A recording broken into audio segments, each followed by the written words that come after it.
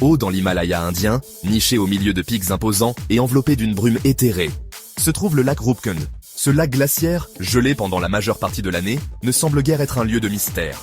Mais Roopkund recèle un secret qui glace les eaux autant que l'air glacial. C'est un lac des morts. En 1942, un garde forestier britannique est tombé sur un spectacle macabre. Alors que la glace fondait avec le soleil d'été, des centaines de squelettes humains ont émergé de leurs tombes gelées. Les restes squelettiques, blanchis par le temps et les éléments, gisaient dispersés le long du bord du lac. Les crânes souriaient d'une joie macabre, leurs orbites vides, fixant le ciel sans le voir. Fémurs, côtes et vertèbres formaient une mosaïque de morts enchevêtrés. La découverte a provoqué une onde de choc dans la région. Qui étaient ces gens? Qu'est-ce qui les a amenés dans cet endroit reculé et désolé? Et comment ont-ils trouvé la mort?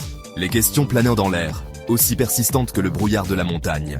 Des théories, comme les nuages qui dérivaient au-dessus du lac, ont commencé à se former.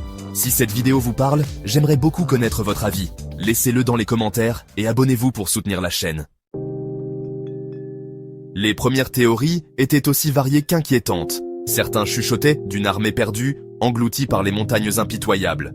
Un bataillon de soldats, pris dans un blizzard ou une avalanche, aurait-il trouvé la mort sur les rives de Roopkund? D'autres imaginaient un pèlerinage désespéré qui aurait mal tourné. Un groupe de voyageurs pieux, en quête d'illumination spirituelle, aurait-il succombé aux conditions périlleuses? Le folklore local offrait une explication plus effrayante. La légende parlait d'un roi et de sa suite, maudits par une déesse de la montagne pour leur manque de respect.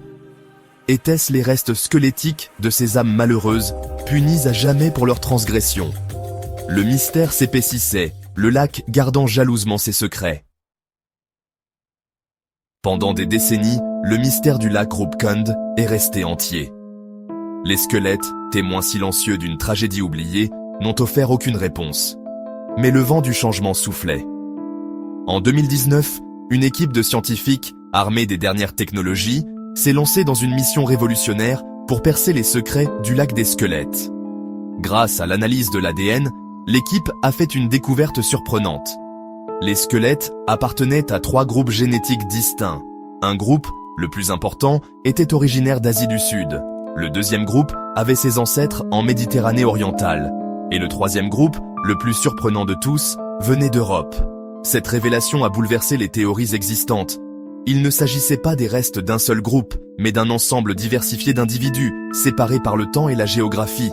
Qu'est-ce qui les avait réunis dans ce coin reculé du monde? Le mystère, loin d'être résolu, n'en devenait que plus intrigant. Les scientifiques, reconstituant le puzzle de Roopkund, ont découvert d'autres indices. Les crânes de nombreux squelettes présentaient de profondes fractures non cicatrisées. Ces blessures, compatibles avec un traumatisme contondant, indiquaient une fin soudaine et violente. Mais qu'est-ce qui aurait pu infliger de tels dommages? Une théorie suggère une grêle aussi étrange que mortelle. Imaginez, si vous le voulez bien, le ciel devenir noir comme la nuit, déchaînant un torrent de boules de glace de la taille de balles de cricket. Pris au piège à l'extérieur, sans endroit où se cacher, les malheureuses victimes auraient été lapidées à mort, leurs crânes écrasés par le déluge incessant. Cette théorie, bien qu'horrifiante, est étayée par des preuves scientifiques. L'analyse isotopique des squelettes a révélé une forte concentration d'un isotope particulier de l'oxygène, suggérant que les victimes avaient été exposées à une période de froid et de précipitations extrêmes. Serait-ce la signature glaçante d'une grêle meurtrière? Aussi convaincante que soit la théorie de la grêle, elle n'explique pas tout. Pourquoi ces individus, d'origine si diverses, étaient-ils réunis au lac Roopkund? La présence d'effets personnels, notamment des bijoux, des chaussures en cuir et même un bracelet en fer vieux de 1200 ans, suggère qu'ils n'étaient pas simplement de passage. C'était un voyage avec un but. Certains chercheurs pensent que la réponse se trouve dans le domaine du rituel. Le lac Roopkund aurait-il pu être un lieu sacré, un lieu de pèlerinage pour une religion oubliée? Peut-être ces individus, réunis par la foi ou le destin, participaient-ils à une cérémonie rituelle lorsque le désastre a frappé? Cette théorie, bien que spéculative, n'est pas sans fondement. La présence de plusieurs groupes génétiques, le voyage long et ardu, et l'absence de tout signe évident de conflit pointent tous vers un rassemblement non violent. Le lac Roopkund aurait-il pu être un lieu de convergence de différentes cultures, unies par une croyance commune? Aujourd'hui, la légende du lac Roopkund continue d'attirer les aventuriers et les amateurs de sensations fortes du monde entier. Le trek vers le lac des squelettes n'est pas pour les âmes sensibles. C'est un voyage exténuant de plusieurs jours, serpentant à travers des forêts denses, des glaciers glacés et des cols de montagnes dangereux. Mais pour ceux qui font le pèlerinage, les récompenses sont à la fois époustouflantes et qui donnent à réfléchir. Debout sur les rives du lac Ruupkund, entouré des sentinelles silencieuses du passé, on ne peut s'empêcher de ressentir un sentiment d'admiration et d'humilité. Les squelettes, qui ne sont plus une source de peur, servent de rappel brutal de la fragilité de la vie et du pouvoir persistant du mystère. L'expérience est transformatrice, suscitant une profonde réflexion sur la vie, la mort et les mystères qui se cachent au-delà. C'est un voyage qui vous accompagne longtemps après avoir quitté les montagnes, un rappel obsédant des secrets qui se cachent dans le monde qui nous entoure.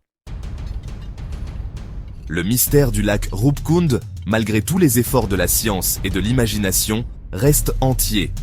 La théorie de la grêle, bien que plausible, n'explique pas la présence de multiples groupes génétiques et les aspects rituels du site. La théorie du rituel, bien qu'intrigante, manque de preuves concrètes. Peut-être la vérité, comme les squelettes eux-mêmes, est-elle fragmentée et dispersée, enfouie sous des couches de temps et de spéculation. Ou peut-être, le lac gardera-t-il à jamais ses secrets, murmurant ses récits de tragédie et de mystère au vent.